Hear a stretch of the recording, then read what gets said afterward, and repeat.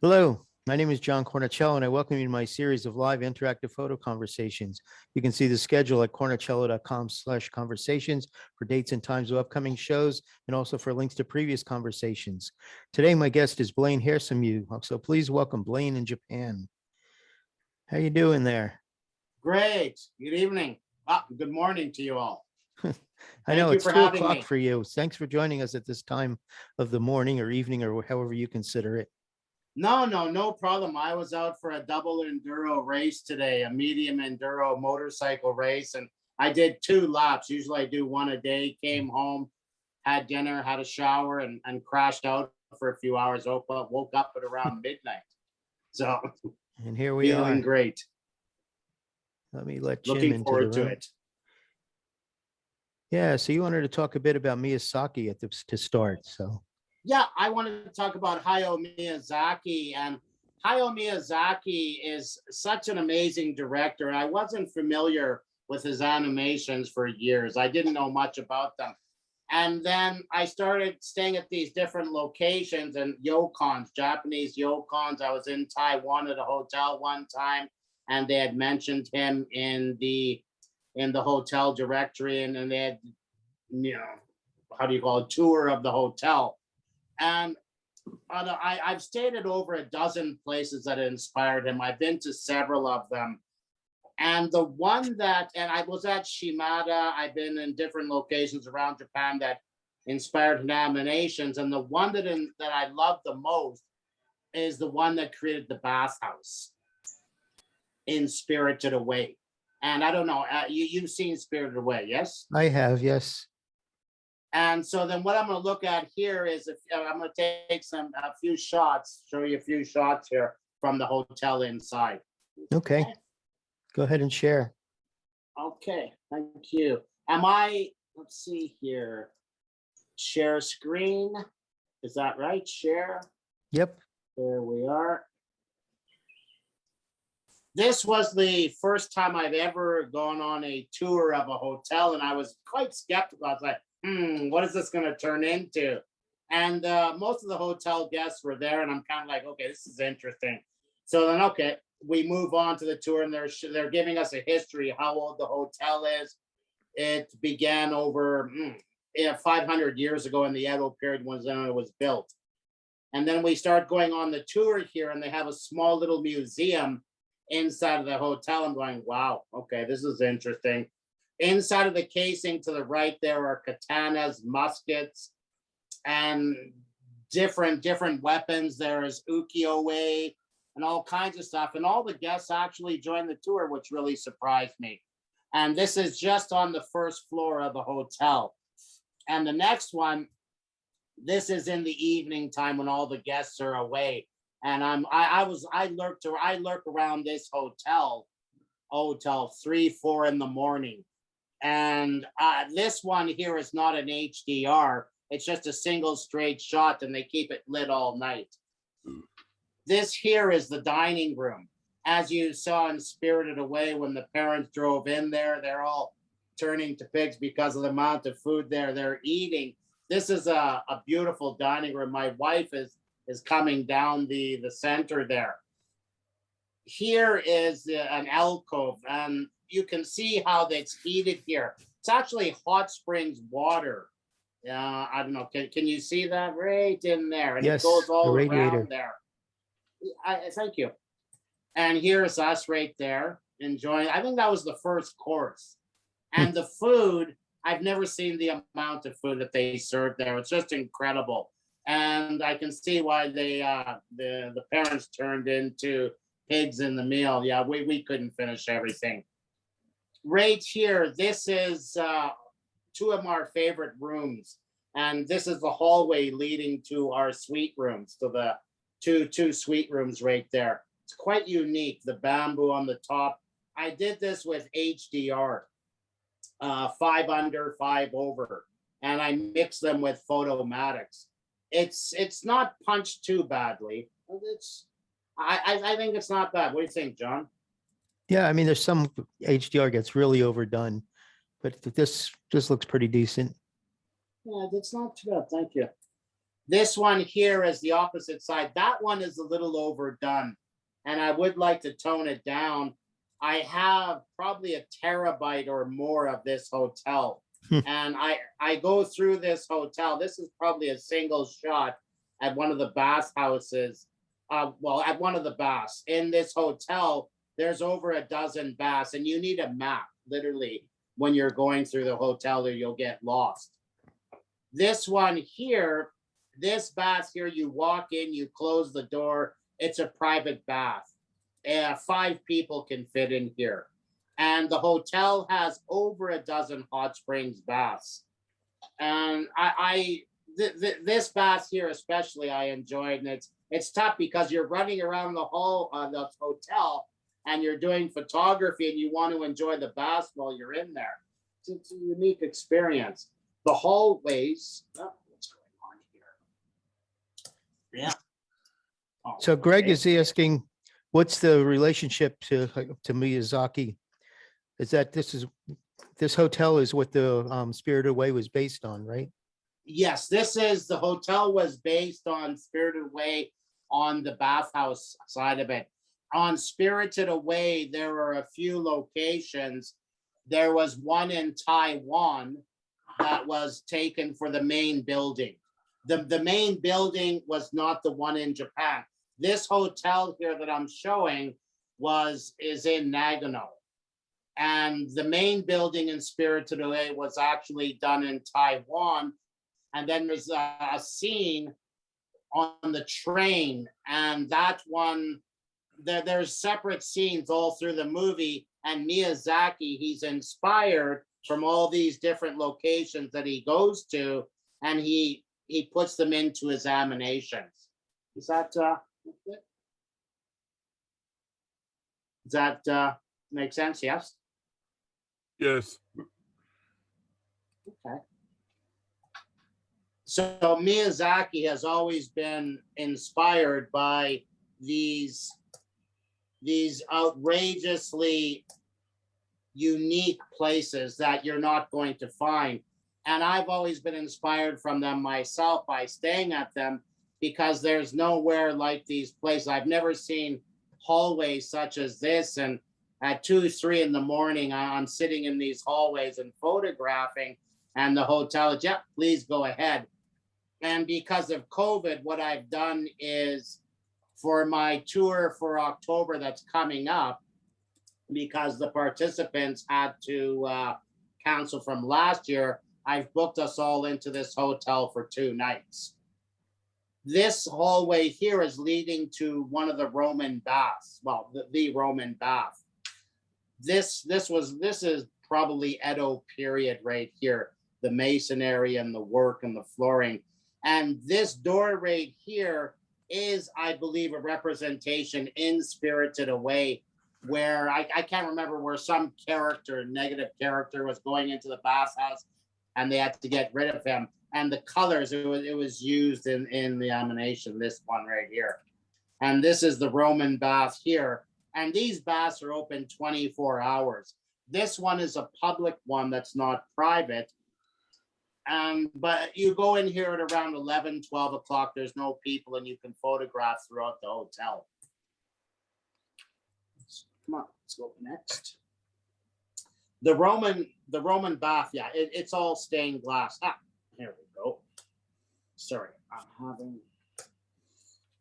this is the outside of the hotel. It's kind of unfortunate because this half of the hotel here you can see, and these are guests that stayed, Gary and Nikki from New York region.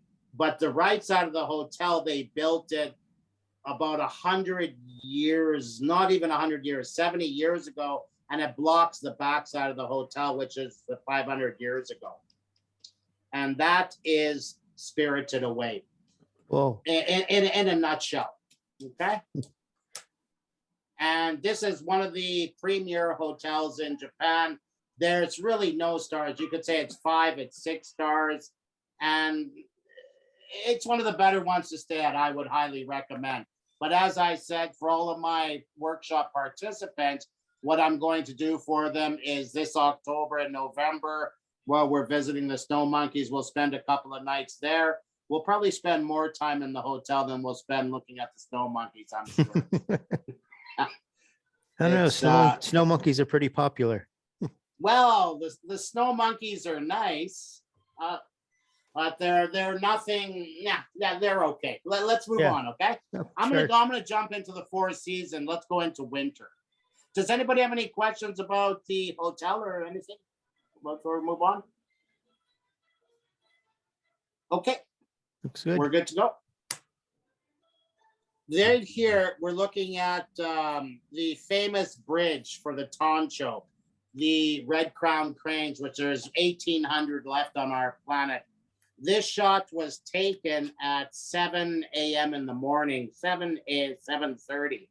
But we actually wake up at 3:30 in the morning at our hotel. We drive out there and we're in a valley.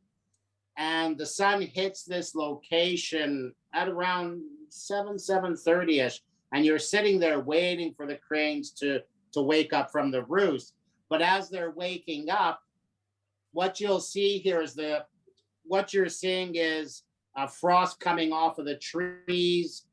And the temperature this morning, I believe, was -20, -25. But the cranes are sitting in water because what's happened is hot springs water is mixing here. So it keeps the water from freezing overnight. Yeah, Fusako's asking what camera are you using these days?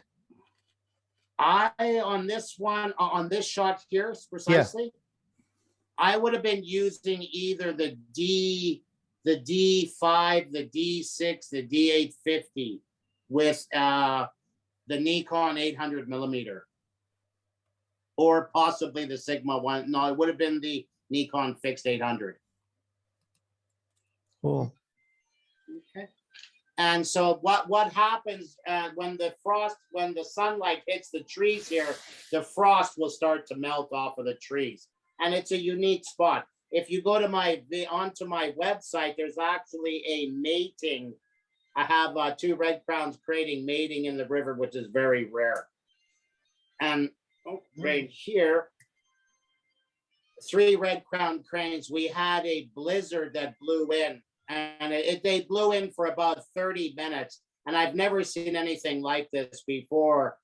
And it was just a perfect blanket where they just came perfectly in view, like a curtain coming up in the blizzard, going back of them, just like a curtain rising. And I was just there at the right moment. And I just did doing a limited edition on this one here. It did quite well. The red crown cranes in flight, which is a very common shot. Here's the red crown cranes that they're not dancing. This is while they're landing. And I love the pose every time they land. And this one here, I've seen 2 shots like this. When I was at the Red Crown Crane Center 20 years ago, there's a gentleman there that had this in film, but his was shot 40 years ago. And I got lucky one morning, got it. What can I say? Yeah. Here are the whooper swans. The whooper swans, this is at Lake Kushido in Hokkaido. And of course, And your there's my boot in the water. This is a cool location. Again, it gets cold at night, -20, -30, but the hot springs water is there keeping them warm.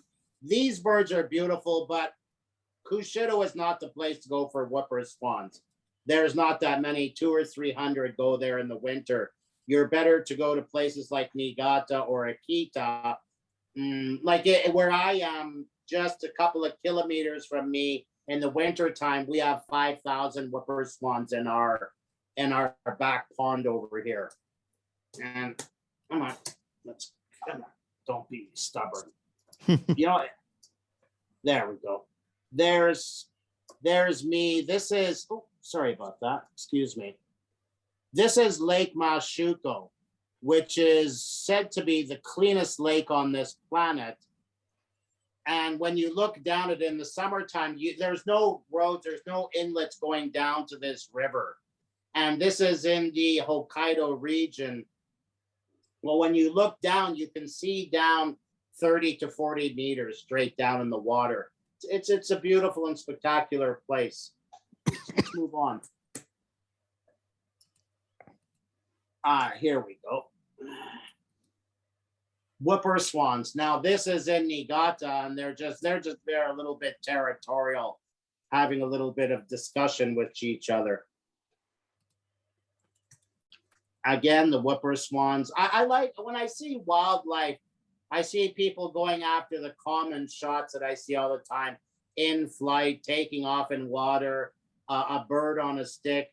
I want to capture something unique that people don't often see. And I've not often seen photography with birds in strife. And this is what I'd more enjoy to see. Here's a good friend of mine. he wasn't too impressed with me when he saw me there.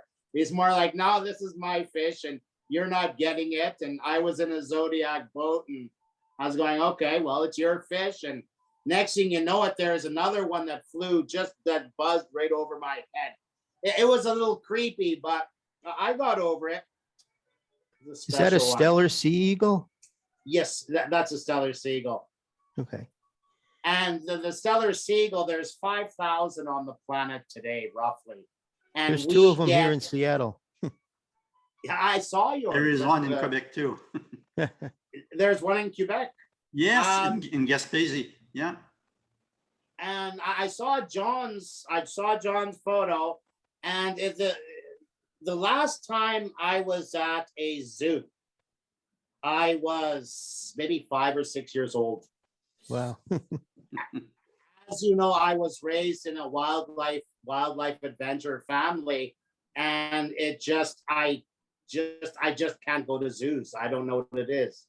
And I just feel so fortunate to be able to see them. The Stellar seagull, one of my dreams has been to follow them into Kamchatka, into the Siberian North, and to spend the summer with them while they're breeding. They're a ferocious bird. They're amazing. Here is a white-tailed eagle.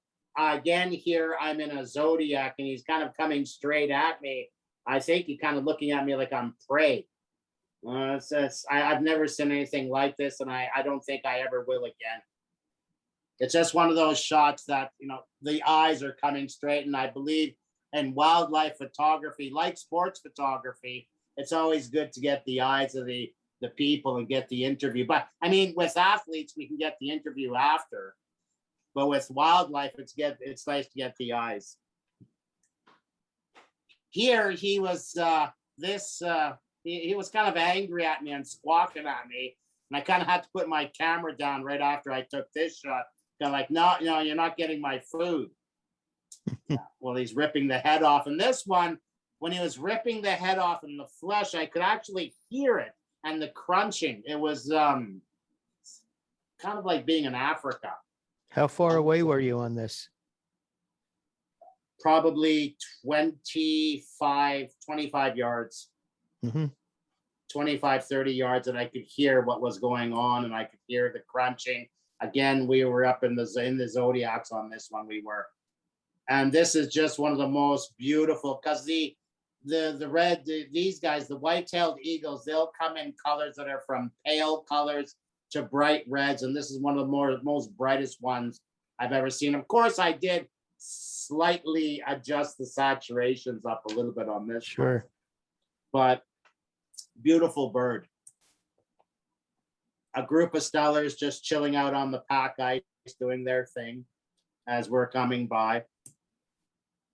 And here is a typical day on the pack ice. Right over there, you see a bunch of interesting photographers on some pleasure craft and being stuck into the pack ice. And this is what we go for. This is what it's all about, to get to where the Stellar seagulls are and photograph birds that there's only 5,000 left on our planet, and to experience a day and afternoon with them, a few days. And it's always nice to get a couple days out on the pack ice. Now here is another white-tailed eagle, completely different colored from the other one you saw before, a unique one. Oh, let me minus this one over here. Stellar Seagull coming off of the pack ice. They're a unique bird. They've survived 2 ice ages. What do We you know of 2. What are Sorry, you shooting this with? I was using a 800 millimeter. I carry with me an 800 millimeter Nikon fixed, and I have a Sigma 120 to 300, and the new one, the Sports, and I have a 1.4 and a 2 times teleconverter. I do prefer the Sigma 120 to 300 when I'm on a boat. When I'm on dry land, I prefer the 800 fixed. My camera would be an f5, an f6, 850, or now it would be the Z2. So are you using a gimbal on a tripod or a monopod, or how are I'm you hand supporting holding this? this stuff. Hand hold. Holding. Wow. On the boats, it's all hand holding and resting it. And with the 800, I would be using a tripod. I wouldn't use a monopod with this. It would be impossible. Especially, of head? Pardon me? What type of head on the tripod? My tripod head is, I have the gimbal heads. Mhm. I have a new type of head that I was testing out. A maker sent to me along with a tripod as a gift, and I can't remember them right now. I've been doing the I'm sure they love me. I've been doing the review. It takes me about a year to actually review something, and people kind of take it back from that. I go, well, 1 year to review something? I'm like, well, you want me to review it, I'm going to do a proper review, and you're going to get maybe a 15 or 20 page report on it. So it's a good unit. I'll think about it. It might come up here. Yeah. Well, here you can't go without the ravens up in northern Japan. They have to get into the fishing too. Stellar Seagull catching off there. This one here, a friend of mine, he said to me, he says, the eye right in there, he said, it would have been nice, he said, you should have just cloned the eye and it would have been perfect. And I said, nah, this is natural, just the way it was taken.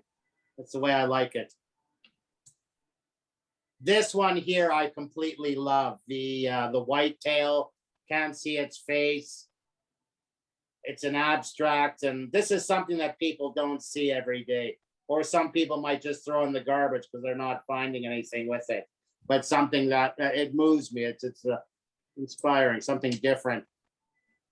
Here, kind of like a prehistoric white-tailed eagle taking his catch away. I'm always looking for something that has a personality to it. And well, these are dinosaurs. They were around. I really like the look on the one's face. Oh, geez, how did I do that? Oh, there we go. Yeah, let's see. Oh, okay, that's how I did it. There we go. That was fun. I really enjoy the look on this one's face up here and the one below here, and some good personality in this shot here. Now, I'm not sure if they were fighting after. I'll have to go back and look at the frames. Blain, I'm curious about something. Please. How much post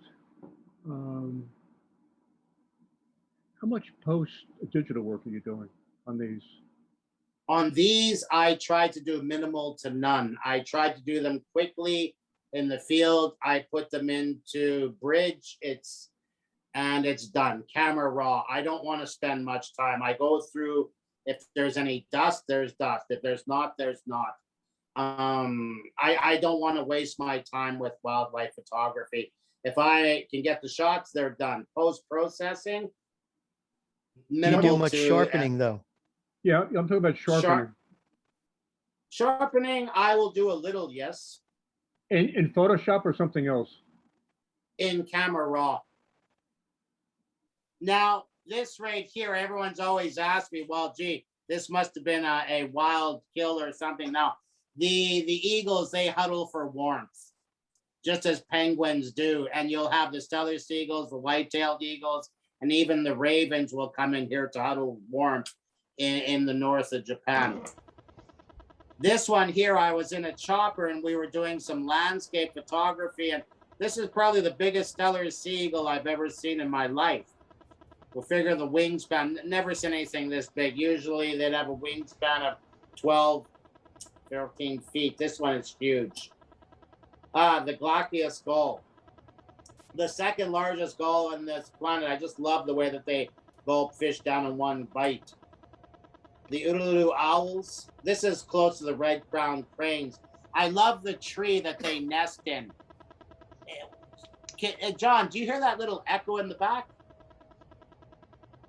Sounds like a machine. That sounds there's a ticking or something. Yeah, small ticking. Oh, there it goes. Okay, Thank you. could have been me. This tree that these owls nest in, it's a spectacular one here. Kind of reminds me of an elephant. And this is right beside the red-crowned cranes in Kushido, Hokkaido.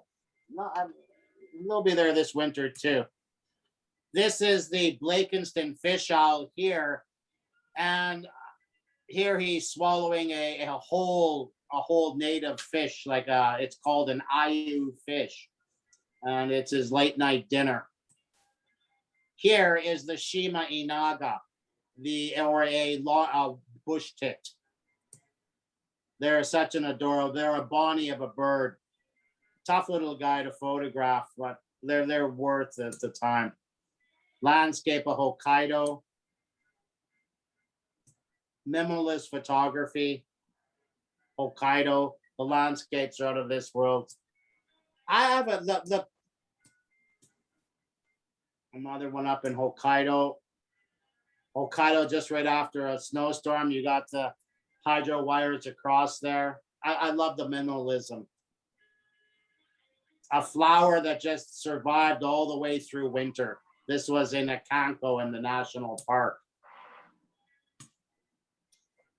This is a spectacular place. This is in Notsuke Hanto up in Hokkaido. And the Sika deer just at the sunset. And this has always been my go-to sunset spot. My wife jumping for joy. There's Lake Miyakon Mountain in the rear view mirror up in Akanko. This region here is a volcanic region in the Ainu, the First Nations people of Japan, call it hell, kind of like a Hell's Valley because of the volcanic activity in this region. And this mountain up here, there's a point up there where they have these huge 14, 15 foot snow. Well, the snow is falling on the trees. And a friend of mine, it's out of this world, and there's sulfuric, what do you call it? The gases coming out of the mountain. He's going to take me up there this year. Well, next year in February, go up there for an afternoon and do some photography so we can find. This is a Kanko during a blizzard, normal thing up in Hokkaido. And so if you're ever going to go up into Hokkaido and if you think you're going to drive, my advice to you is go with somebody who knows the region, go with a local such as myself, or go with somebody who actually knows. Don't go with somebody who's going to drive themselves and they live most of the time out of Japan. It's not worth the risk. We have people every year, tourists coming from other places, and they get stuck in a blizzard. Sometimes it doesn't end well. This is Shitomi. He's First Nations, Japanese Ainu. He's a master carver. This is one of his pieces here I'm wearing around my neck. Great guy. Right here, this is at our lodgings in Akanko. You walk right out of the elevator, the red crown cranes, First Nations, Japanese art. And this is how I like to treat my clients. This is another piece right inside of the hotel. Yes, of course, it's the woodcraft is the Ainu, but I photoshopped the sunset to the back. I'm guilty. This is inside of the hallway. Again, First Nations, Japanese woodworking art. A unique piece, something you don't see very often. Inside of this hotel, they don't have one North Face shop, they have two. So it's a huge hotel. And inside of here on display are 500 Ainu pieces. And there's also shops and artisans village right next to it. Here is the lobby of our hotel, which is just next door to the one we saw there. And that's a Canadian totem pole that was brought in from the west coast of Canada. And I really enjoy this one because it's an astrophotography and the way that they did it, something with Titus and Saturn and the rings. It's an interesting one. Here's another one inside of the hotel that is life-size. These are First Nations, Japanese Ainu carvings. This here is life-size, and this is all in the one hotel. Now we move on here into the pack ice, the whales. And this is during the winter time, we had a pot of whales coming through while we were going out to the pack ice. This is probably the only really good one I get. We didn't have much time. We're more interested in the stellars. Mount Miyakan again in Hokkaido. Let me minus this out here. This is a lightning strike on a tree. And this tree I've always enjoyed, and I've had several people look at it, and some people go, some people go, there's something there. It's one of my favorite shots. I have a print of it in the next room. It's done well, gallery. Oh, what would I do there? Again. Here's one of the kinder gentlemen I've met in all of my travels. To the right, that's Gaku. In the middle is my wife. And there's Al. Al, he's from Utah. He joined one of my groups a couple of years ago, and one of the better for wildlife adventures photographers I met on my travels. Always most few. Great guy. From Utah, I believe. What you're looking at here is the largest herd of Sika deer ever photographed on our planet. And there's only two photographers that I know that have this shot. It's either me or a local in the region. And this photography I've taken a few people out to photograph the largest herd of Sika deer, but there are years where you have people, participants in the vehicle, they're not going to be ready to going out on the ride to photograph this herd. You have to drive about a 40-minute drive, and part of it you have to go onto pack ice, and there's some hard four-wheel driving. So if you have people in the vehicle that are skittish, I avoid it because it's not for the weak of heart, but it's some spectacular photography. Them on the move. And this is something that the normal tourists, they're not going to get up in Hokkaido. And this is the herd going away from us. And I remember taking this shot here. And this one brought tears to my eyes. Actually, it brought tears to all of us in the group. And the clients that were with me, they were like, wow, this was worth the drive getting out here. And it was quite risky. Well, it wasn't risky for us, but the four-wheel drive to get there, it was rough. And then getting back, well, it was a little bit rough, but they were good about it. Oh, sorry, that's just something. Whoops. There we go. The Azo red-tailed fox. This is a wild fox. It doesn't like people. It's healthy. It's a beautiful specimen. It's not mooching off of people.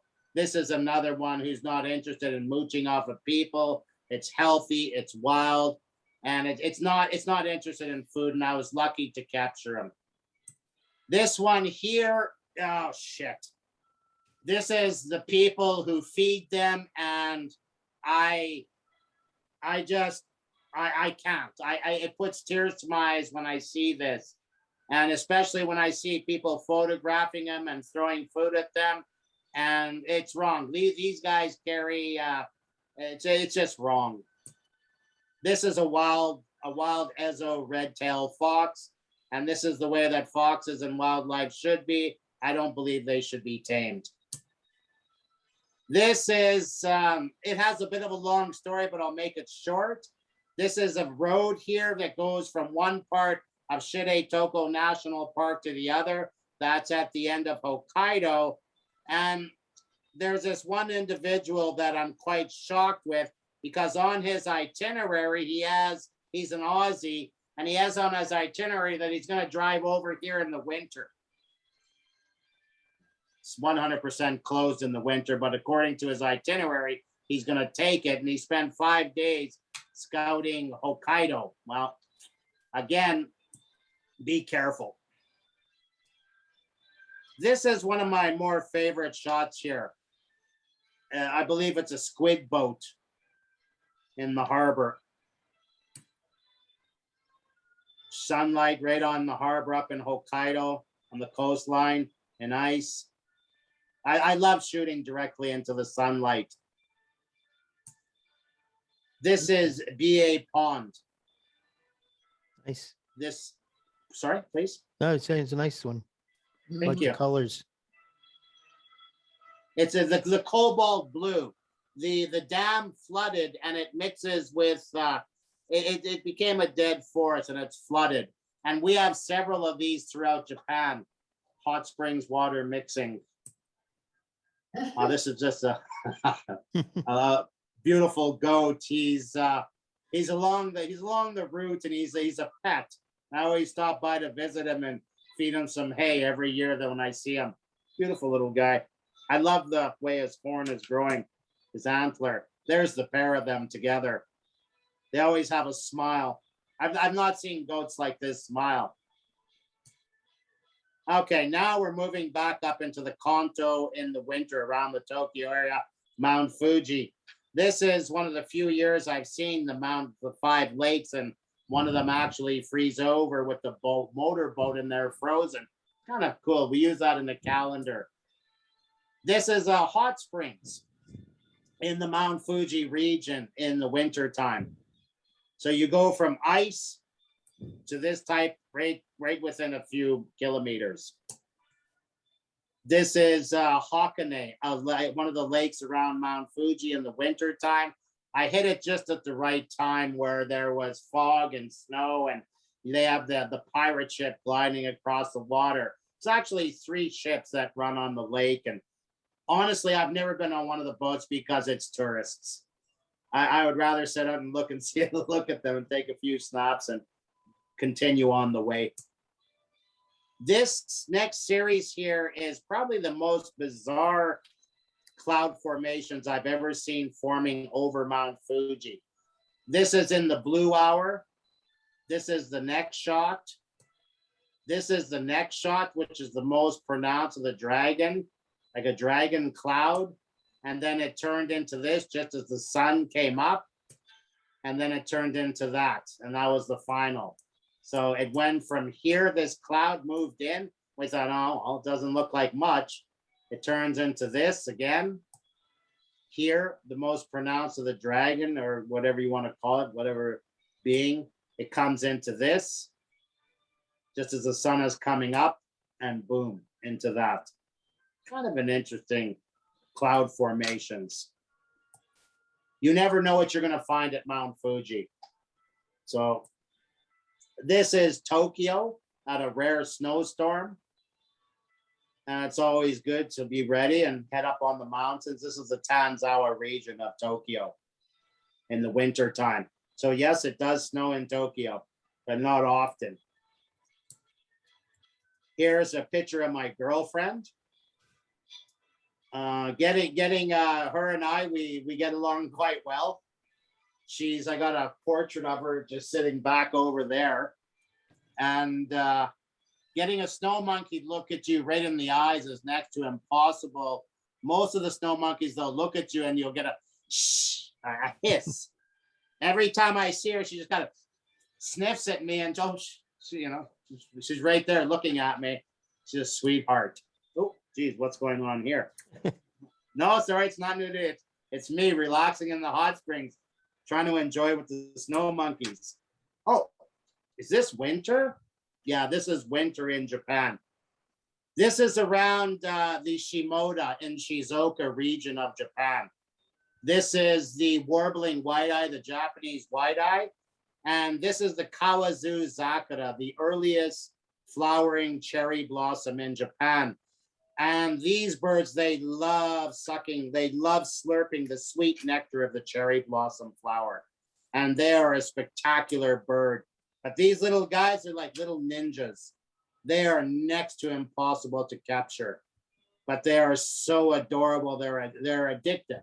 It took me a couple of seasons to figure out how to photograph them. And so if you ever get down into the winter, the best time to photograph these guys is in February, in the middle of February to March. So what I do a lot of times is I'm up in Hokkaido for February, and then I fly down with clients, and clients who are birders, I take them into Shizuoka, Kanagawa region, and we photograph the warbling white-eye with the Kawazuzakura, and they're kind of like, what? We're going to photograph cherry blossoms? Yeah, sure. Why not? Let's go for it. And this is a brown ear bulbul, and they kind of take part in it too. Beautiful birds, beautiful cherry blossoms. You might as well enjoy it all while you're in Japan. Never stop, never. This one here, getting towards the end of this slide here, minus, this is probably the size of a dollhouse. And it's at just a temple over here. And I like the, you can tell from the size of the trees, it looks a lot bigger than what it really is. I just like how it's the illusion. Here I am with a client. We're in Hokkaido, and we're trying to. They actually had directions how to eat this meal. The milk was good, but the directions, hell, this was the most complicated thing I ever ate in my life. Won't go back. Milk is good.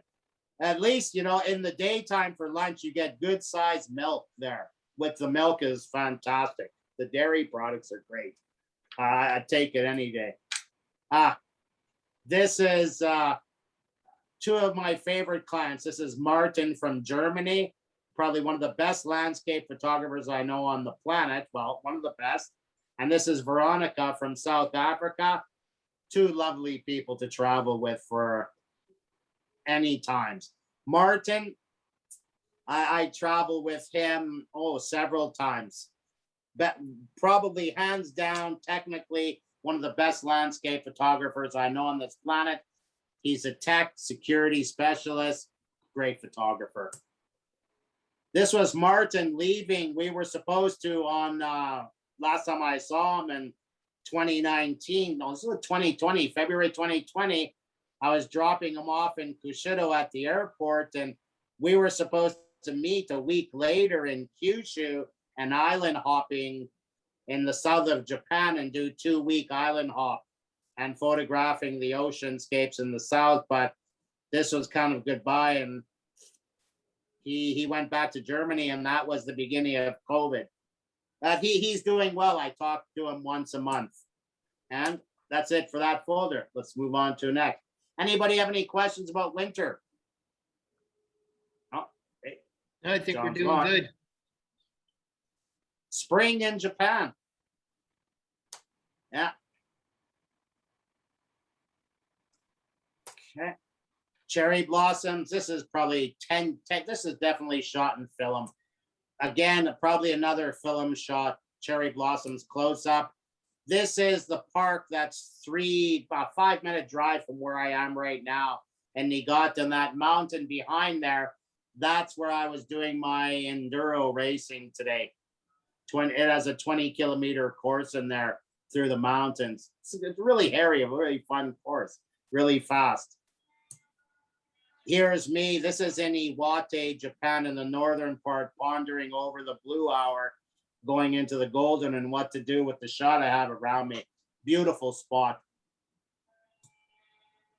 Here's the pagoda at Mount Fuji, Chirato Pagoda, first thing just at sunset.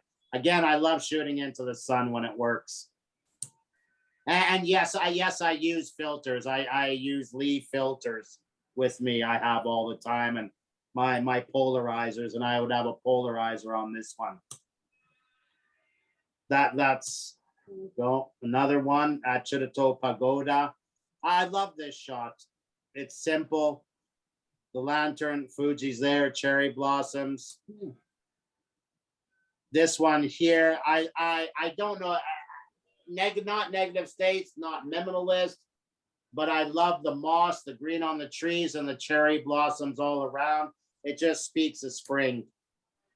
Tokyo in the spring, downtown Tokyo in the spring, drinking bars left and right side. This is again in Tokyo in the spring. This is a sports stadium, what the Olympics. This is what the Olympics will look like this year for spectators. Yeah, no. This is Did they start yet? pardon me? Did the Olympics start yet? I don't even know. No. I'll We just be did that. doing I'll be doing some I'll be photographing tomorrow some glass art and doing some meetings and some enduro racing and some printing. I don't care about the sorry, I'm not an Olympic fan. This is in the this would be in Aomori Prefecture, one of the oldest cherry blossom trees in Japan. Here, I go as the 100th customer, and this is Reiwa, the first year of Reiwa. Japan goes through these different years in Japan. We had Showa, we had Heisei, and Reiwa, and I was the 100th customer to get green tea. So I thought I would get a prize, but I didn't. The receipt I still have in my wallet. Nice kid. Nice. It was good tea. And this is a castle. The cherry blossoms are spectacular. The castle isn't so much. This is in Aomori Prefecture at Hirosaki Castle. The cherry blossoms are out of this world spectacular, but to go there for the castle, no. This is in Iwate. Another nice cherry blossoms. This is Hirosaki, the moat that goes around the castle. And I had a couple of clients that were supposed to come out this spring, Ira and Edith from New York, and we didn't get out there. It's too bad. I was looking forward to it. Hopefully next year. Another castle, Japan, cherry blossoms. Another castle, cherry blossoms. It's park in the spring.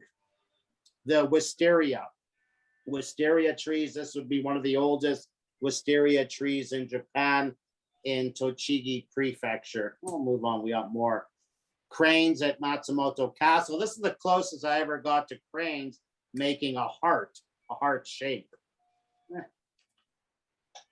This is, I believe, raspberry flower in my garden. Another raspberry flower that I want to shoot something unusual. I did flower photography. I did for the British magazines and other magazines. I did flower photography for so many years, and I got tired of all the pretty gardens. I wanted to shoot something unique.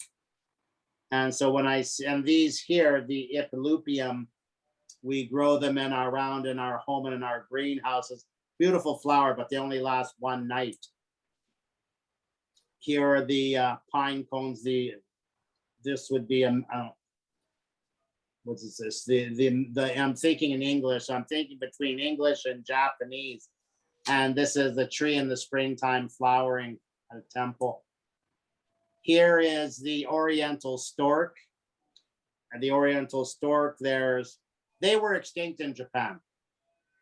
And they're now making a slight comeback, and he's got his catch in there. They catch him and throw them up into the air and eat them.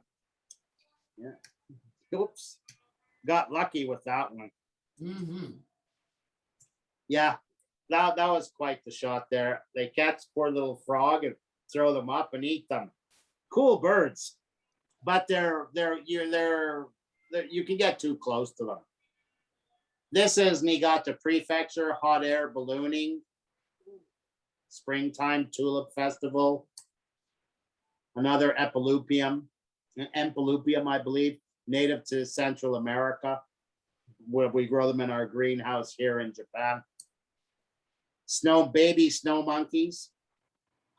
This would have been in Nagano Prefecture. It's strange because Japan, we have over 100,000 snow monkeys, but 99.5% of tourists and Japanese all go to the snow monkey park.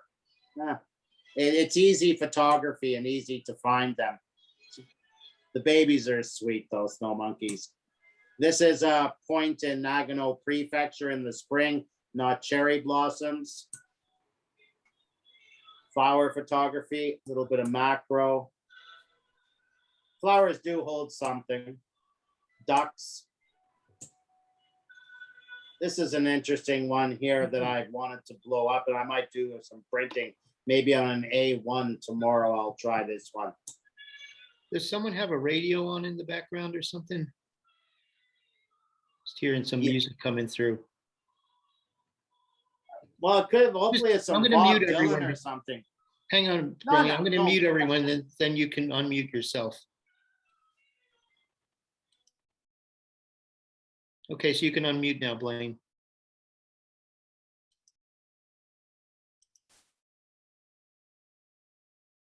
You haven't, you're still muted, Blaine.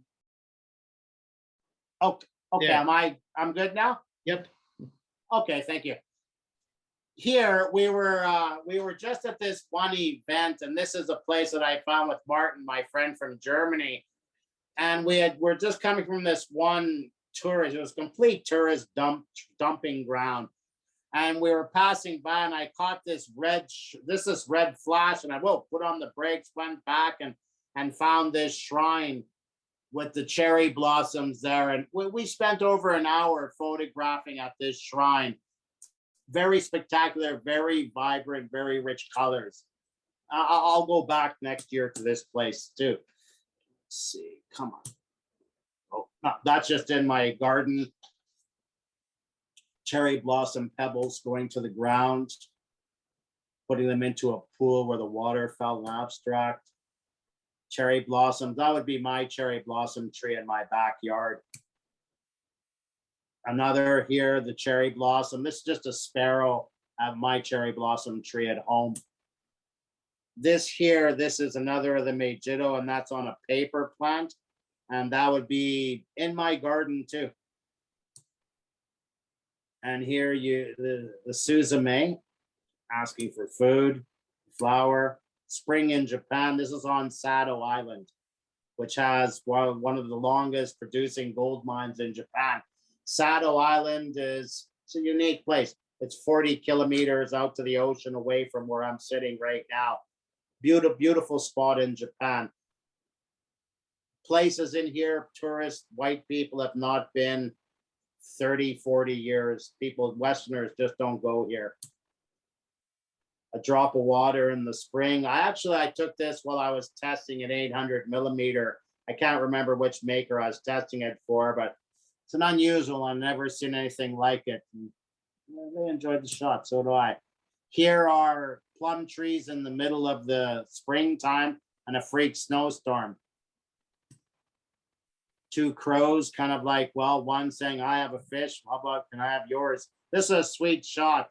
All my other clients, everyone, they were off doing something else. And the one bird here, he's finished his dinner, the graven, and the other one's going, no, I don't have anything. No, you can't have anything. And it's a fun shot. Love ravens.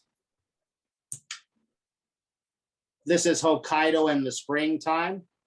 All the boat needs is a paint job, and it looks ready to go. This is some of the better landscape photography I've seen. It's spectacular here in the spring with no snow. And there's so many of these boats around in Hokkaido. This here is in the spring in Hokkaido. With the Sika deer, they're kind of going out. We're ready to migrate into the mountains. Beautiful animals. Oh, okay, let's move on to the next one. Gee, I'm making pretty good time here today. Yeah, we're an Let's hour look. in. Does anyone have any questions or anything they want to ask? You can pop them in the chat or unmute, but we'll keep going. Guess it's summertime now. I have to make go with this one. Sorry, everyone, I'm going a little bit quick, and I'm not going to get so explanatory, but if anyone wants to interrupt me, please do. Summertime is a time I spend normally with my family, and I do scouting.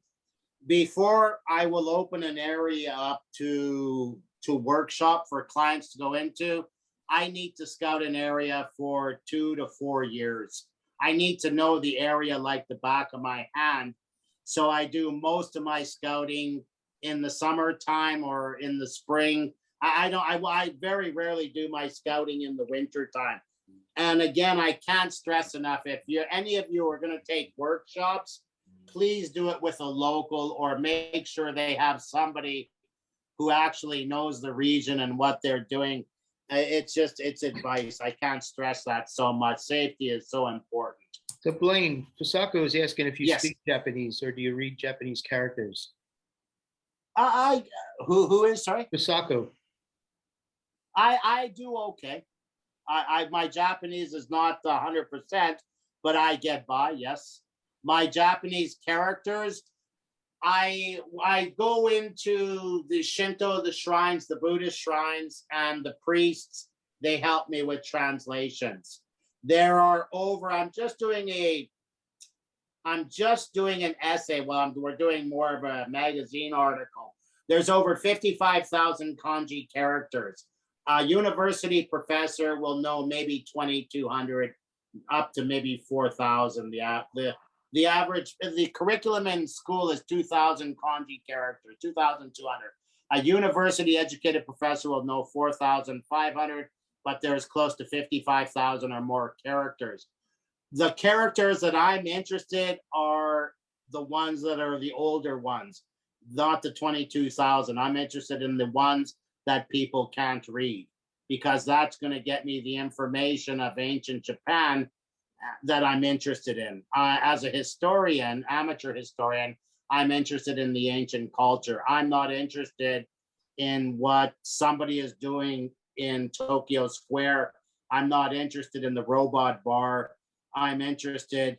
I'll go to the robot bar for fun. It's an experience, okay? So I'll do it you once. think in English. Pardon me? You think in English mostly.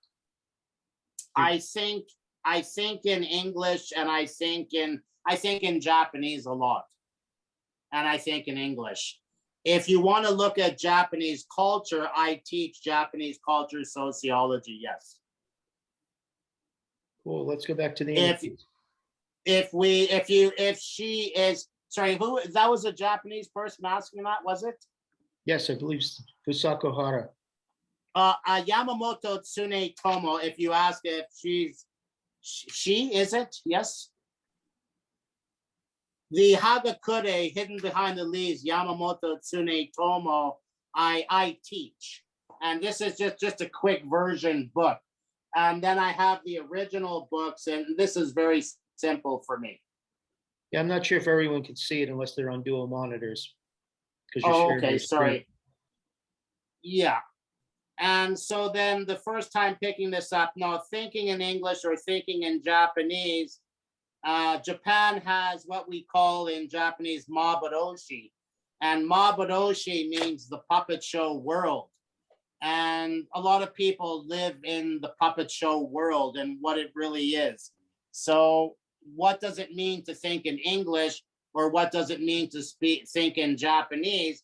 What does it mean to, we say Nihonjin, if you're a Heisei Nihonjin, a Showa Nihonjin, a Meiji Nihonjin, and I go to the Sengoku period, is the samurai era Japan.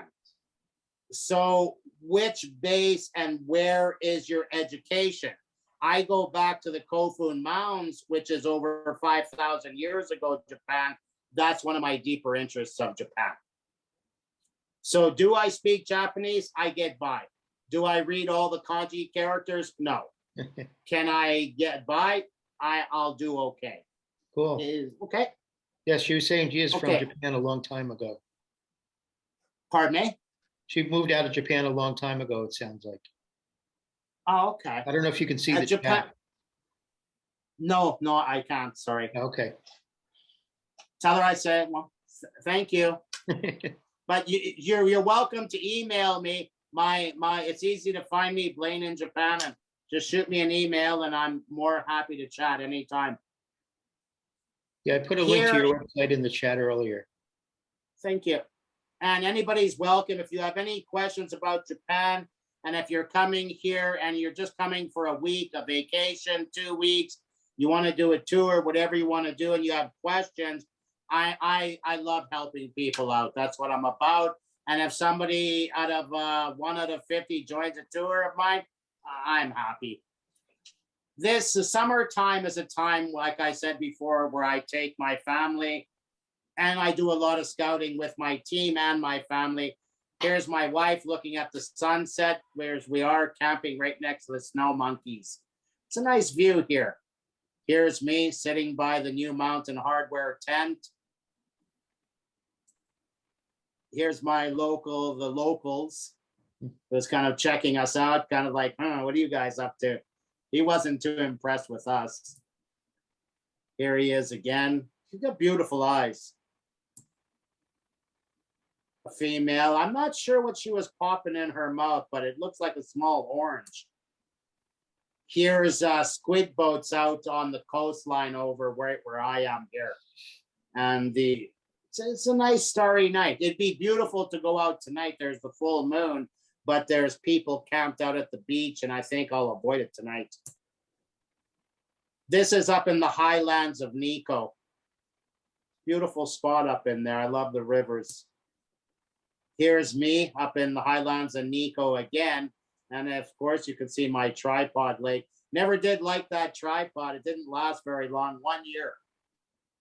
1 year and it turned to garbage. I even tried to rebuild it. It was a Manfrotto. It's terrible. It's a horror story. Here is the Sea of Trees, the Jukai. It's a 24-hectare square forest at the base of Mount Fuji. It was created in the year, I want to say 760 something. It was created in. The lava flow lasted for a week. And all of these trees here are growing in volcanic planting pots. There's no soil in this forest. This forest, you could walk maybe 2-3 feet and you'll fall down, break a leg. It's very unstable. And everyone knows that volcanic rock is extremely sharp and kind of like a hallway going through the Jukai, the Sea of Trees. A beautiful forest. It looks like a perfect path, but you want to stay on the path if you get into this forest. And the roots are just growing. You'll find trees growing up just out of nowhere. And I do workshops, and I'll go in here into the summer because the temperatures are reasonable and it's not overly hot, but I wouldn't be going into Tokyo or into major urban center right now. I wouldn't do it. I'll go into a place like this to enjoy the natural beauty. This one here, anybody who's ever visited the Snow Monkeys hopefully knows this spot. This is just before you enter the park. And I've always loved this. I always stop and enjoy this, but I never see too many people. And you see this vine kind of going up over the tree here. And every year I pass, probably 2-3 times a year, I always stop to take a look at this vine and take a picture of it. It's such a unique point. But I don't see many people taking pictures. They're more interested to go look at monkeys, and I'm more interested to look at the forest. This is up in the top of the Snow Monkey Park. This is a redwood forest in Mount Fuji. This is where I spend my summers. This is at the coastline just down by my house. I was this evening, This is a beautiful park about 50 kilometers away from my house. And if we zoom in here, you see where my lens cursor is. There's a fisherman right over there with a little dinghy. So you kind of get the magnitude of the size of this area. Clean water, relaxing, nice place, good for oceanscape photography. Beautiful spot. You get a lot of places like these in Washington, yeah? Up in Tofino, we have a few, don't we? Queen Charlotte's. Yeah, sea stacks. They're also in on Oregon coast, like I don't remember the names of the towns, but Ruby Beach here in Washington has sea Yeah. stacks. It's really beautiful. This one here in Japan, I run a couple of workshops here, and I do it for also local university students. I do speakings at local universities a few times a year, and then I do workshop for students, art students at this park here. And the students really enjoy to go out here. And we get scenes like this, the stacks here, and this is a 20-some kilometer long beach that has the stacks all along there. And there's hotels, there's camping places, and we normally camp. But if we're with clients, of course, we'll take the accommodations and move on.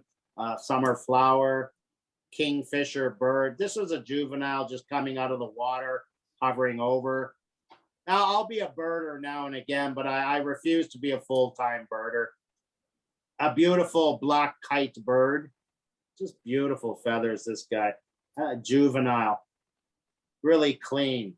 Not too much pecking on the wings. The what do you call these birds in English? Cormorant? The Is that a cormorant? yes, thank you. The cormorant, the oo. And I get mixed up again. Like I said before, a lot of times I'm thinking in Japanese and then I have to go back to English. So kind of to answer the other person's question, I photographed close to half of the bird species on this planet. And I've documented in bird logs half of the species. But then sometimes when I'm with clients and they're saying, what species is this? And I'll name it in Japanese, but I really want to do it in English. And so I'm working on that, remembering the English again. Oh. And here's an angle of a black kite that you don't often get to see. Most people are photographing birds from underneath. It's always nice to see them from the top, a different angle, something unique. I have a Oh, question. here's a, I have a please. question. Go back to the Please. previous shot. yes, sir. Can you enlarge that, please? Yes, sir. I'm just amazed at how sharp these images are. I really am. It's Thank very you. impressive. Very, very impressive. Yeah, I was going to ask you, what f-stop are you using in shutter speeds typically? Jim Zuckerman would be the one who would take credit to teach me this. I shoot at, well, Art Wolf and Jim Zuckerman. Generally, I always shoot at f11. Mm-hmm.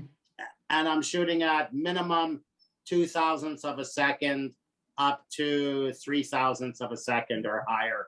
What about your ISO? My ISO goes anywhere from 500 to 5,000 and up.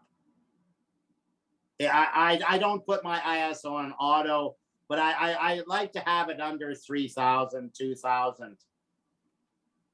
I'm just amazed at the Thank you. The clarity. Well, I think it's more than a clarity. I think it's also I don't see any pixelation. I don't see any what we used to call grain. You know. Yeah. Yes. What's the size of your the sensor? The size of the sensor I'm using FX, so it's a full frame sensor. Yeah, but how many megapixels? The megapixels on this one would have been, I guess, in the 30s. Okay. It would have been 36. This would have been with the D800E, which is around here. And I know that this wasn't with the D5 or the D4S. This would have been with the D800E. And so it didn't have the filter on the front of it. So the D800E has a lot of quality where the images popped out. And Sony did a little bit better sensor for Nikon. And I love the tools that were given to us. And it's always nice to use them. It's appreciated. Thank you. And I appreciate the camera makers who have produced the products that we're using today. So it's a great time to be a photographer. Thank you.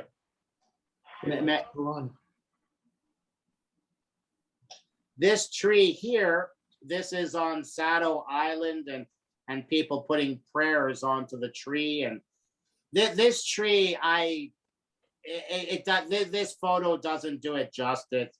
I need an 8mm lens. It's one of those in Tofino, you get the old growth trees. This is an old growth tree, thousands of years old. And all I did was walk up to it, give it a big hug, and take a snapshot and walk away. And I'll visit again. I love this guy. He's just kind of like strolling around. This is like, I think I named this in a gallery. I named it Walking on Central Park. Just yeah, showing her stuff. It was just a wonderful time. And this is at a local point here. I guess they're feeding each other and sharing food. And my wife, this is at it's kind of a zoo. They're not wild squirrels, and they're all over the place in there. And they're just little sweethearts and kissing each other. I love them. I You love say this is wildlife. Nara Park where all the deer are? No, this Oh. is no, not a Netta. This is a different park. Netta is I go there, but the deer are wild. This one is a cage one, so the squirrels don't get out, but they're well looked after. Sweet little guys. That's probably about the only zoo I'd go to. Oh, here's another epilumpium. Beautiful macro. I love the flower. This one, of course, would have been taken in the house, in the studio. The flower lasts one night, and the fragrance, if you've ever smelt these, it'll rip right through the house. There, and if you have any allergies, you'll know this one is blooming. Yeah, it's something else. Like, they brought tears to me, but I love growing them. They're a beautiful flower. And when they bloom, it's something else. Here's me. This was in Akita, Japan, beside the Akita Ken dog at a museum. Now my family doing our summer stuff. Here's a pond, and this is a huge pond. I think there was here's the photographer way at the top up over there trying to capture the pond. And these are the types of things we do in the summer. This is a spectacular mirrored pond. I love this spot. Here's me again pondering. This is at one of our local temples over here, deciding what to do. I'm not sure. I believe this is on this would be in Shimoda, in the Shimoda Air region. This would have been the kids out at our local Buddhist temple area. My wife and a dear friend holding the son up while we're taking a ferry. Oh, geez, that's interesting. Here's me. This is just down the street here, stargazing in the middle of the night. There it goes again. Huh. I know what that is. That's my Wacom. My Wacom. It's Wacom or Wacom? It's Wacom. It stands for Washington County. Yeah, thank you. It's my Wacom tablet. I was touching it. And this is where I go at night, just maybe 10 minutes down the road from me here, and do some stargazing at night and enjoy myself. So what's life all about? Oh, this is one of my colleagues, one of the photographers that I work with. Cool guy. He comes out here, but this year he wasn't able to. Here's me up in Akita Prefecture. We were taking some photos. I want to do some abstract of cliffs. We have to get to a little bit of a higher elevation, getting up there and carrying the camera gear up there. The photo didn't turn out the way I was hoping they would, but it was a fun time. This is a flower in my garden, native to Australia. This is my local beach. Tomorrow I won't go because it's a national holiday and there'll be hundreds of people in the water. We'll go the day after for our evening swim. Tomorrow I'll go for my enduro ride and visit the tourists up in the mountains. And this is our local area. It's about 50 kilometers away. I think I showed this one in my last one, didn't I, John? Yes, it looks very familiar. Yeah, this We is were a comparing it beautiful to icebergs. Yeah, this one was the iceberg that I used paint on. Okay. This is a, no, I didn't show this in my last, a waterfall in the Kanagawa region. Blue Hour. No, I think I might have shown that one. No, I didn't. This one here, this is in Nikko. Nikko, the Toshogu. I showed that in the last, in part 1, didn't I? The Toshogu. I think so. Shrines and temples. This is above Nikko here. All the tourists would be down in Nikko, the Toshogu, and going through the shrines and temples. And I'd rather go up and look at some waterfalls in the afternoon towards around 1 or 2 o'clock. I get out of Nikko and take workshop participants, clients, or friends, and we head up to the highlands to enjoy the waterfalls and nature instead of the shrines and temples. And it just gets too many people. Again, here, this is right by my house. Oh, look, we already got through summer. I'm Yeah. moving today. Quick question. Char was asking, with a quarter of the Japanese population vaccinated, are your tours happening, or what's going on with the tours? 70% of elderly people 60 years old and up are vaccinated. The reports that are coming through from the media, I wouldn't take much stock to them. In Japan, we have a different way of doing things, and I don't take much stock on the news. On my October workshops, what do I give it? Okay, that's, I've talked with my clients. Is it going to happen? I'm hopeful that the vaccine passports will come through. I've dealt with Ebola up front twice.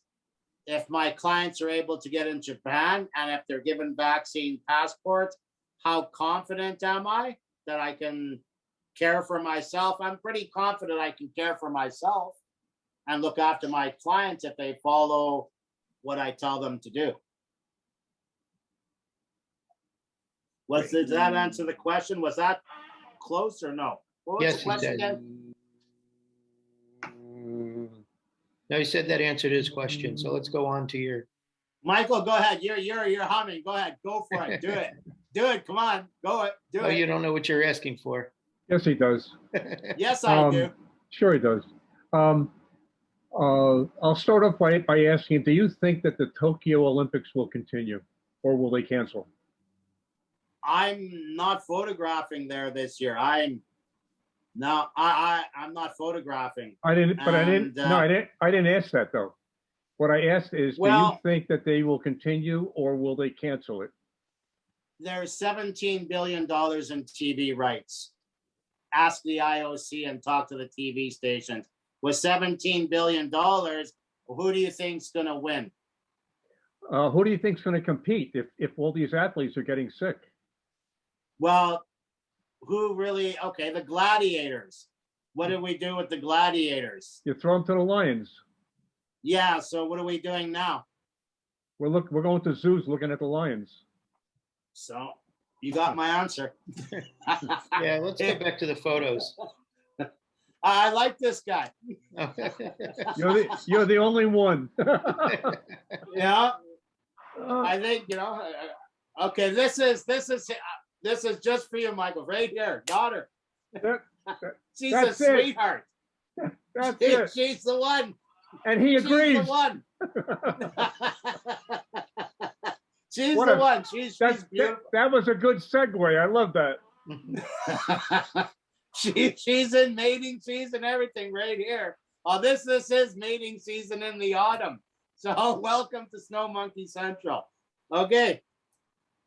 This is me. This is autumn time, and yeah, back to the female. You gotta love her smile.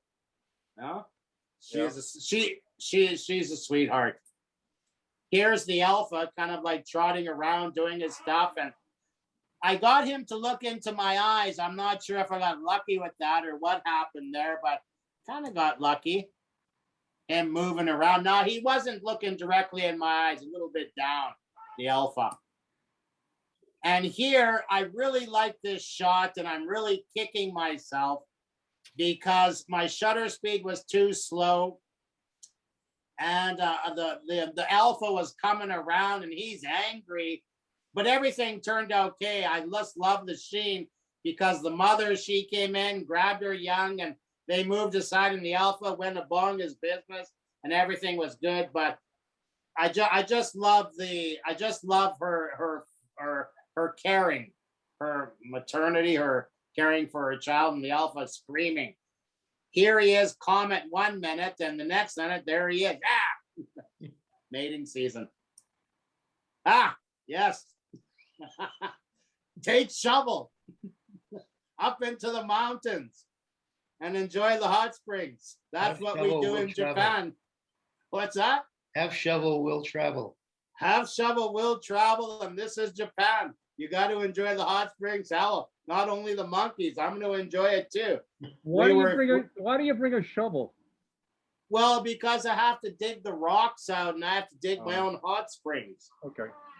You know, I don't want to be splashing water on myself. Hell, you know, and it's a little chilly out there, and we're camping and filming and the snow monkeys, and you know, but we do get the odd tourists walking by. That's when we jump out of the water and that's the fun time. So I'll move on from that. I don't want to scare anybody. This is a hot springs waterfall in the Mount Fuji region. This is a snow monkey enjoying his fruit, hard earned. Another snow monkey enjoying the autumn. This monkey here, I was really hesitant. She's really sweet looking, but she came at me. She lurched, and I had to back off really quick. This was the closest I was ever almost bitten, but yeah, that was a close encounter. She got within maybe a foot of me, and I backed off, and my tripod, everything just back off, and finally she went on her way, I went my way, and I think she had just given birth, and I was intruding. Beautiful though. So on this one, are you I feel- manually focusing to get through those weeds, or are you getting a focus point in there? No, I was manually focusing on her, and I was going in closer and taking a look, and she must have just been giving birth, because under there, I only got one shot here. Yeah. So, and she lurched at me, and I backed off quickly, and I was encroaching on her territory. Now this is autumn here, and I kind of did the slider up there. But anytime I'm photographing, I always want to look for a unique piece of wood, or I want something in the ground. And this tree just kind of reminded me of a being, or a horse, or a dragon, or kind of like with the snout and the nose and I the sort of eyes. see rhinoceros. A rhinoceros, and just I want to look for these different things. Here's me just kind of enjoying the autumn, going, it's autumn, beautiful. I always love to look up when I'm photographing. It's worth it. Put the camera against the tree and just have some fun. Here, just stop at the side of the road and take a quick snapshot. This is Japan, TIJ. Here's another TIJ shot just on the side of the road, just on our travels through mountain regions. Oh, wait a minute, back up. What's a Yes. TIG? No. What's a TIG shot? Oh, this is Japan. This TI is Japan. This is Japan. TIJ. Oh, TIJ. Oh, okay. TIJ, this is Japan. So it's just it's just like going through right here, a TIJ, just this is Japan, a temple on the side of the road where you can't park or do anything, and there's nothing, you know. It's like shit. I think the closest parking lot to this is, I think, 3-4 kilometers down the road, and how anybody gets there, I don't know. So it's an ancient pilgrim's route is what this is. And this is in the Yamanashi prefecture, where Takeda Shingen used to do his pilgrimages. So they didn't tear down the temple. Nice waterfall in the autumn time. This is in Niigata prefecture. This is up in the highlands where we get the purple maples. and you'll see a little bit purple. That's not me playing with the colors so much. And at this ridge here, we get the clouds coming down. Like it's like a swimming pool of clouds coming, and they flow over once the sun rises. I gotta say something. Wait a minute. Go ahead. I love how you're describing things. And what I caught in this shot is that you said something about they're purple. This is not me. This is not me playing so much. Yeah, playing with the sliders. I got it. I loved it. I thought it was just perfect.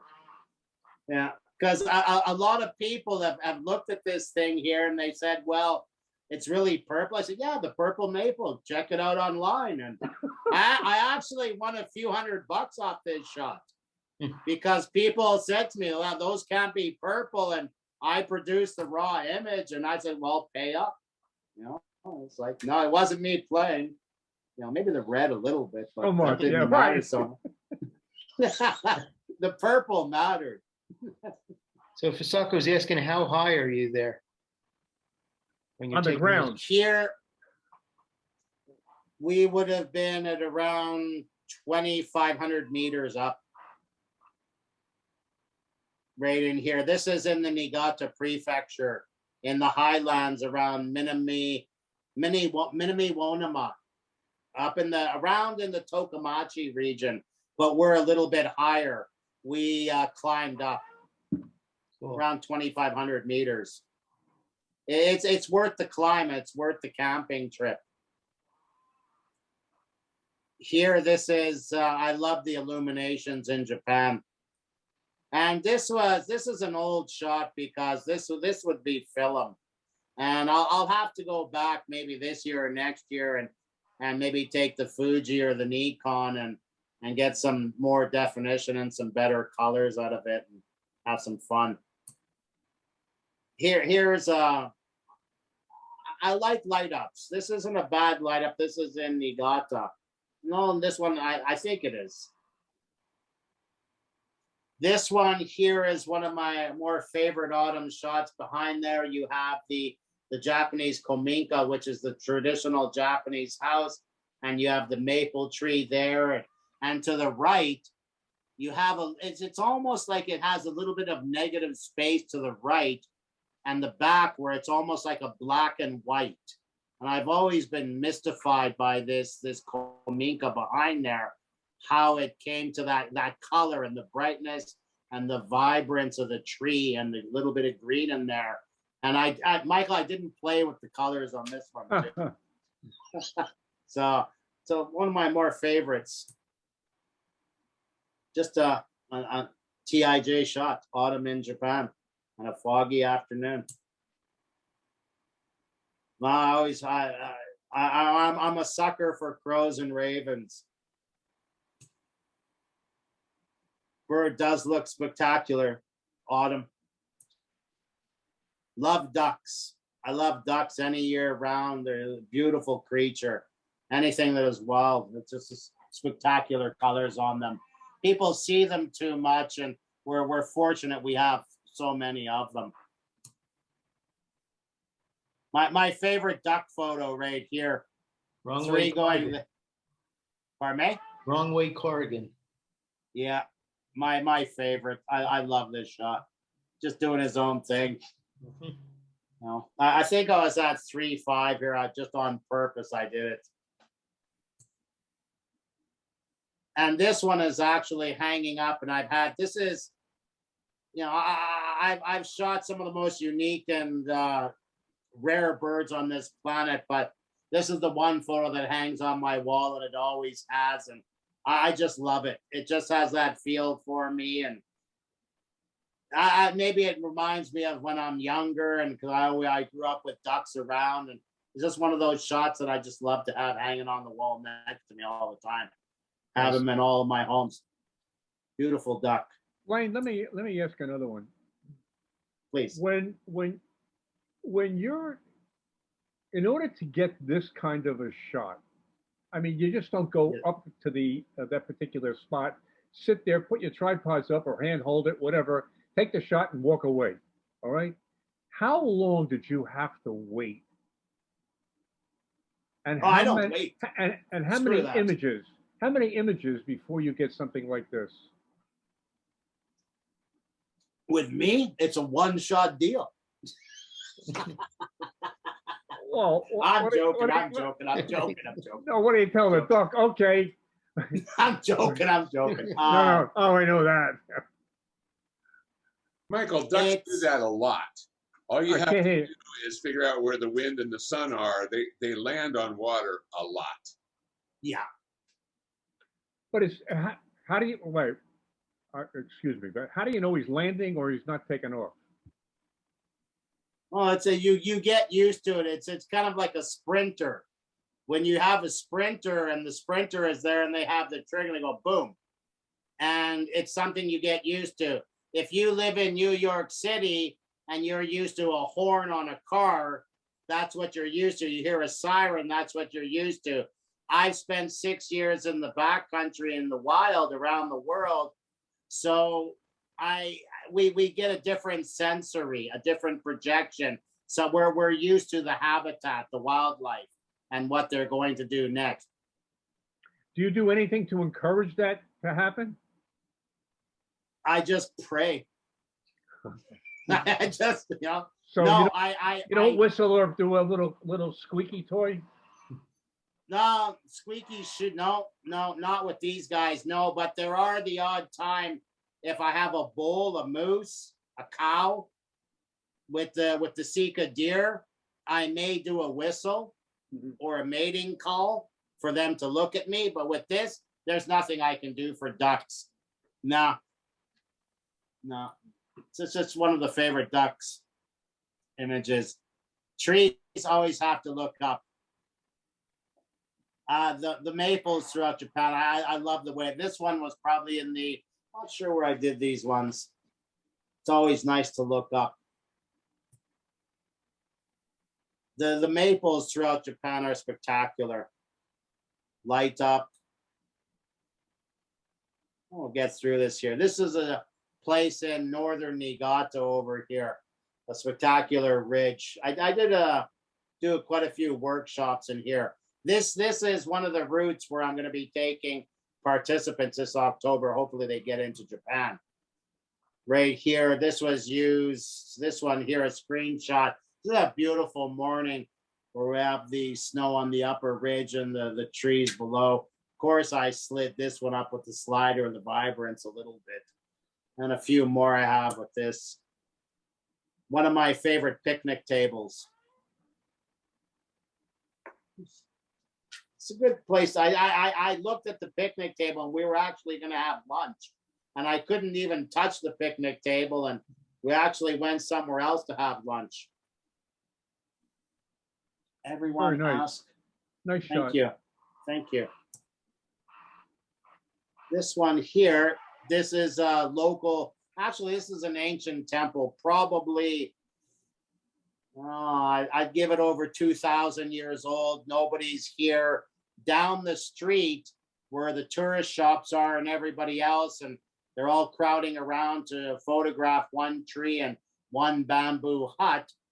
And the tour buses are there, and I won't stop there. And I tell my client, take a picture of the tourists. And they're like, aren't you stopping? I said, no, we're not going to stop here. And I'll drive down the street a few kilometers and we'll go to places where there are no people.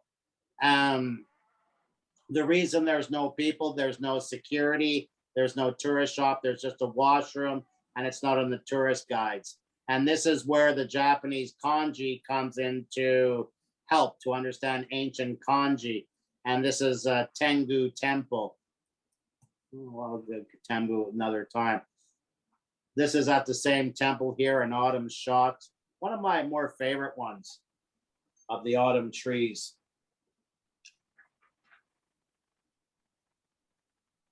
And this next one here, of course, no people around. They're all doing their other thing and doing whatever they're going to do. And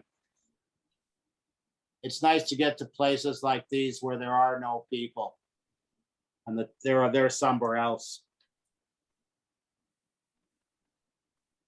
traditional Japanese home, autumn time.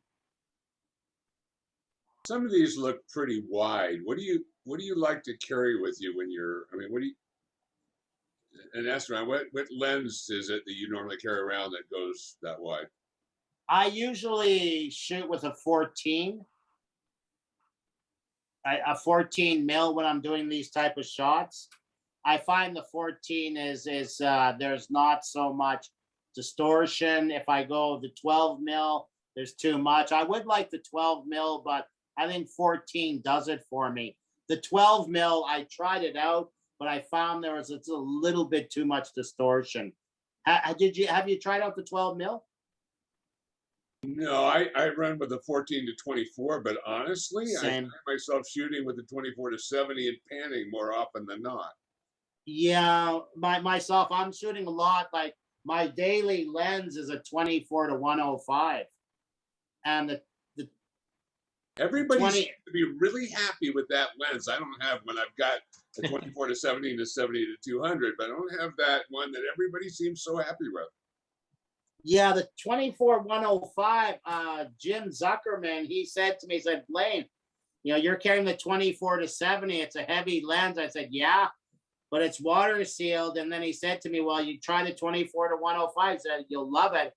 And the 70 to 200, I have it, but I carry the 120 to 300. Because the 120 to 300, the GG OGSS HSM Sigma is a beautiful, beautiful lens. It's super crystal I have sharp. the Nikon, and I would challenge that Sigma with my Nikon any day.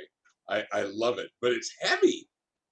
It's heavy, yeah. But I had the 180. I have a 180 400, and my staff bought it from me. And I said, I'll stick with the 120 300 Sigma because I'm going to get the shots. And at the price for, I got it for, well, next to nothing. And plus Sigma is really good. If I break a lens in the field, Sigma sends me a replacement in 1 or 2 days. And with Nikon, it takes about 4 to 5 days to get a replacement for me. And I'm like, come on, guys. I don't want to think about breaking a $9,500 lens. That just would, I'm sorry. That's No, it happens quite often. Well, sorry, I won't even get into it, but it's happened that I do it because I test equipment. And the best one I had was a 600 millimeter. We were just setting up for the test, and a brand new 600 millimeter with a brand new Gitzo tripod gimbal. And I'm sitting there and I'm turning around and I bumped and it rolled down the hill. And I went, oh shit, we just started the test. And I brought it back and they said, well, that was a quick test. I said, yeah, well, I did a roll test. Yeah, that was an expensive roll test for them. So yeah, it was a good one. Here's a seed pod.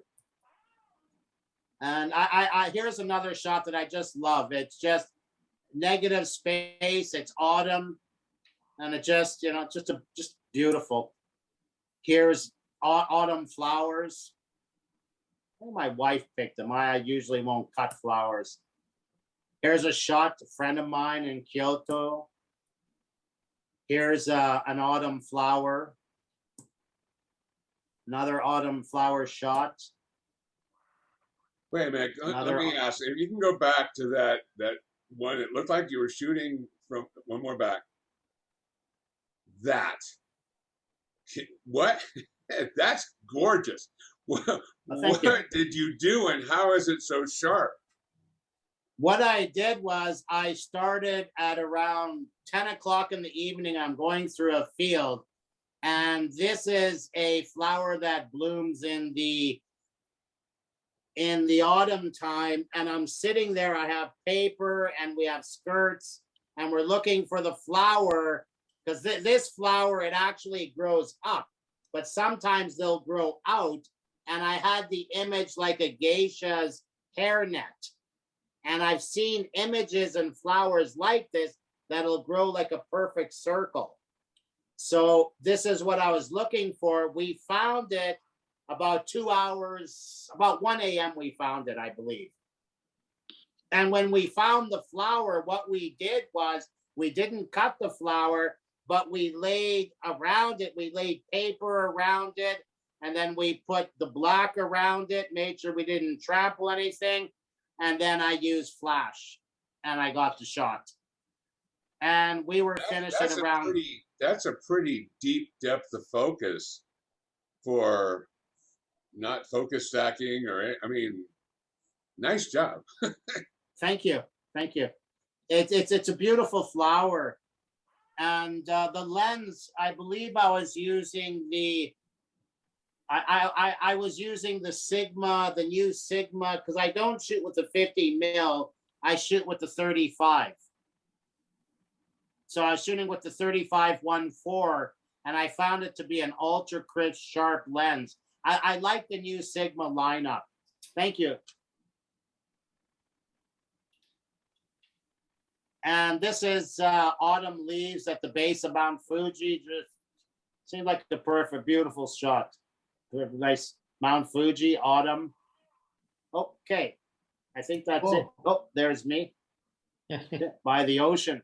Oh, there's my tripod you were asking about. There it is. Shit. Who was asking me? There it is. Anybody? It's there's my new tripod. Quick Pod or something? Okay. Looks like a Gitzo. Do you reckon? No, it's not a Gitzo. It's a Quick Pod. It's in the car. Yeah.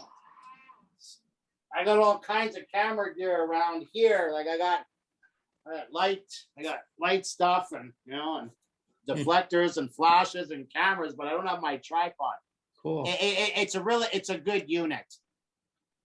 Well, we're in about 2 hours here, so I Ooh. think we've got a good show for today. Okay. Well, thank you, Blaine. It's been great. Okay. Mhm. Thank you. If people have some last minute questions about what we've seen today. Sure. Yeah, can we go back and talk about bridge? Yeah, well, I'm gonna. Oh, yeah. When we Oh, end okay. the show, I'll do that. So I'm gonna stop the feed out to Facebook. And I can find my mouse. anybody have any questions, please email me. I'm more than happy to talk. So you're a bridge guy, not a Lightroom guy. Any particular reason? I like to go through one image at a time. It's just I don't overly do it, and I use Camera Raw. Camera Raw is the same as Lightroom, and it seems simple to me. It's what I learned on. So I'm not a big editing person. Yeah. So it's Camera Raw just seems good. Lightroom I have also too, but they're really the same thing, Camera Raw and Lightroom. Sure. believe. I just find it really easy to make my adjustments in one and then look and go, okay, before I figure out which shot I want, I'll do some adjustments. The first one, I'll copy it over all the rest. Then I can check them all. But technically, you can do that in Camera Raw too. I do that in Camera Raw, the same thing. I take 10 images or 6 images and I check them all across, and then I have everything in line for me there. And it works. It really does. And Fasako saying she enjoyed your beautiful images of Japan, and she would love to take a trip to Japan soon with you. Yeah, and here I'll just share one last 2 images. Sure. Here is at a temple. I showed you this before, and this is a fan dance, and and child is just enjoying herself, and next thing, hey, what are you doing? You're supposed to be performing. It's so cute. Children are beautiful. And this is this shrine temple here. People have not seen Westerners probably every 10 to 20 years. And this is what I look for, way off the beaten track. And they have no problem with you taking pictures of the kids and all that. I mean, it's pretty obvious you're doing it. You're right there. But is this something that they do? They expect tourists, they expect pictures? No, tourists are not expected here. But, when you go into a place, and I've been in Japan for over 20 some years, they're fine with me. And there's other people there that are cameramen, and They're taking photos, so there's not much trouble. No, there's none. This woman here, she was just having a cigarette, and I caught her by a building. So. You know, I mean, I had a flask. I would have. No, I didn't have a flask, Michael. You're getting me. You're turning me bad. You know? Well, this is me celebrating my new calendar and bottle of sake, and with my girlfriend and with Miyazaki in the house. So, Well, no, thank you. Welcome. And if people want to drop off, they can. If they want to stay on and talk about bridge and camera raw for a few minutes, stay on. Blaine, these have been wonderful pictures. Makes me want to go to Japan, that's for sure. Thank you. You're welcome. Please contact me anytime you have questions. You want to join a workshop or come to Japan, just email me and I'll help you out as a client or just help you. Thank you, sir. You're welcome. Have a great day. Most gracious. Thank you. Blaine, thank you very much. I appreciated looking at your images. And yes, I've been to Japan about 24 times. Well, don't hang up. We're gonna... Yeah. Oh, okay. Okay. That'd be great. Thank you. Wonderful photographs. I must say, I also think in Japanese, but unfortunately, I don't speak or understand Japanese, which creates all my troubles. I did. I sent you an email, Ian. You get that one? To who? Yes. Yes. Okay. Yeah. Hopefully must say we'll talk one time. Yeah, I forgot that. I forgot about it until I saw you were going to be on today. So You're drinking too much sake again. No, well, I have good shochu and sake. So Blaine, let's see how you bring your images into bridge and camera raw. Okay, let's go into this now. Let me go out of here. Let me. No, wait, before you start this. So yes. you take the flash card out of the camera and you stick it into the thingamabob. Yeah. And the images come up where? Okay, here's the card. Yeah. Okay, here's the card. I'm gonna stick it into the thingamajig. Okay. We call it a reader. Thank you, reader. Where's Jeff? Jeff can, Jeff slap couldn't make it all today. of us. Well, I'm really missing Jeff right about now, And is this rubbing it in your hair part of the process to make sure the images are all in focus? No, I had a little itchiness in there. And no, it's not online. Okay, so now it's in. Let's let it read it. No, it's actually, that was for good luck. Aha. Okay. So it's up top there, the Nikon Z. Yeah, it's right there. So we'll go computer. And right here, you'll see the Nikon Z Mark II. Okay. Okay. So we'll go into that. We'll go into, wrong one. I'm supposed to go into shit, there's nothing in here. Yeah, just give me 1 second here. Let me load a different drive. Just give me one moment, please. Okay. 1 moment. Yep, no problem. I erased the drive when I was doing a shoot the other day. When I was photographing this glass art. And I erased it. Okay, let's get some going. I just plugged in my Pegasus. My Pegasus will come up in a second here. There we go. Let's close some stuff. Adobe Bridge is open. Let's go into Untitled. And let's find an NEF, something, triangle, tent, white, red. Okay, this looks good. And here we have an NEF. Let's find a decent image. Here we go. No, wait, stop. So you put the flash card into the thingamabob. Yeah. And you picked the folder, right? Yes. And you clicked on the folder, and all these images came up in Bridge. Yes, sir. So far, this is exactly like Lightroom. Yes, exactly. Okay. Now what? Now I push on it, and Oh, that's a bad image. It's not all in focus. I don't like that. Now this one looks better over here. Let's see. I thought you only took one shot and always got it perfect in that one. I usually do, but it just happened that one time, It's Uh-huh. these things. They're all perfect clones. So we just kind of like take a little bit of whiteness here. And then I'll take a look at my texture. I don't need much texture here because it's pretty sharp. And the shadows, I really don't want much, and I don't want to soften it too much. I could go with the dehaze.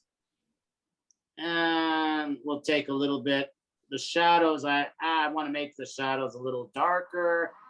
Take the blacks. Take them down a touch in here. Okay, wait a minute.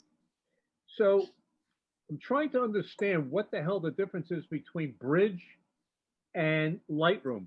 Not much. Nothing. The basic difference is Lightroom keeps a catalog and keeps all the adjustments that you made to the image in the Lightroom catalog, where Bridge keeps the adjustments with the image itself. Bridge does not have a catalog. So every time you go into a folder, Bridge has to read that folder again. So Bridge gets to be slower after a while than Lightroom. Yeah, But they do very much the same thing. You could have an XMP in Lightroom too if you were worried about losing your Lightroom or you were going to stop. Yes. We don't in Bridge. I actually have all the folders. Everything is backed up. It's kind of a Canon versus Nikon or a religious thing, whichever one you grew up using. Like I couldn't imagine doing this in Bridge. It would just be too slow for me.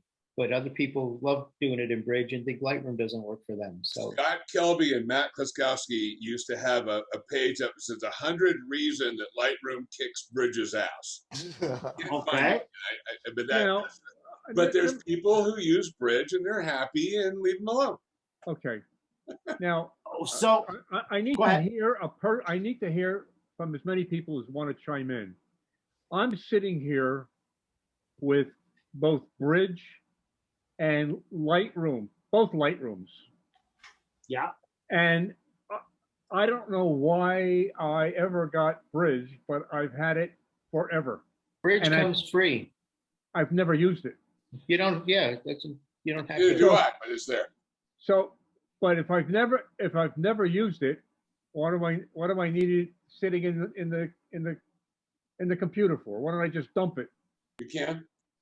Yeah, you can. You could, but I actually use Bridge as a browser for my non-photo things, or if I export things from Lightroom into JPEGs and I want to look at them, I don't bring them back into the Lightroom catalog because I already have the RAWs there. So then I look at them in Bridge. So I may make a collection in Bridge that I'm going to bring into Instagram or so you're bringing Facebook. something up. Yes. So in other words, Yeah.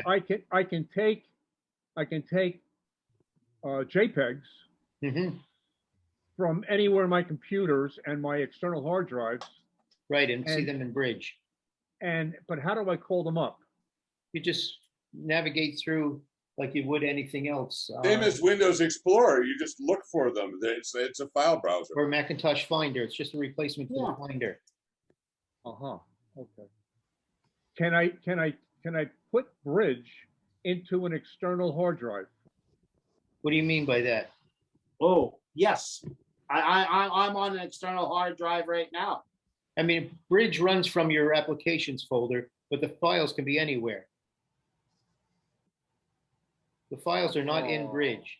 That's the difference from Lightroom. In Lightroom, you're actually importing the image information into Lightroom. So in Bridge, you're just looking at it wherever it is on your computer. So Bridge is sort of like a browser.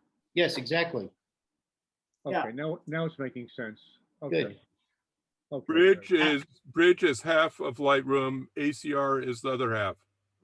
One's a browser, Bridge- one is a raw processor. Right. Bridge is the bridge between. Are you Mac or PC? What's a PC? Okay, so it's the Linux. bridge between Finder and Photoshop. That's why it's a bridge. It's a bridge between Finder and Photoshop. Okay. Yeah, I think that's a good way. So I'm going to stop the recording now. Okay.